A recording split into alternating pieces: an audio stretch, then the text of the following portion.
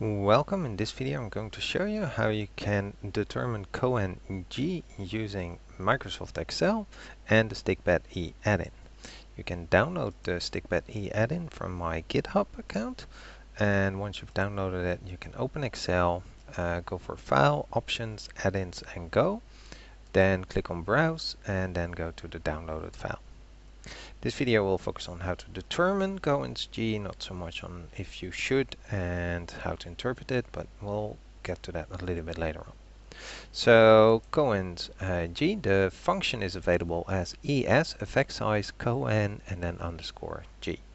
It only has two parameters, data and codes. Data is of course your data range. Now you can select a specific range, do not select an entire column.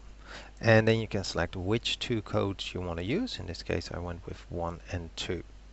The function is then quite self-explanatory. You simply select that range and it will spit out Cohen's G for you. It's actually the difference between the observed proportion and 0.5.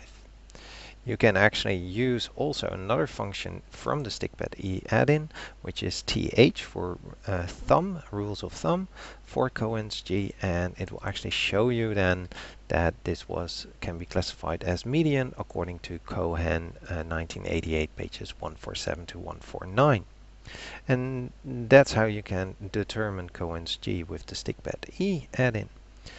Sources I've used for this are Cohen's G himself and also for the rules of thumb. Alright, I hope this was helpful and thank you for watching.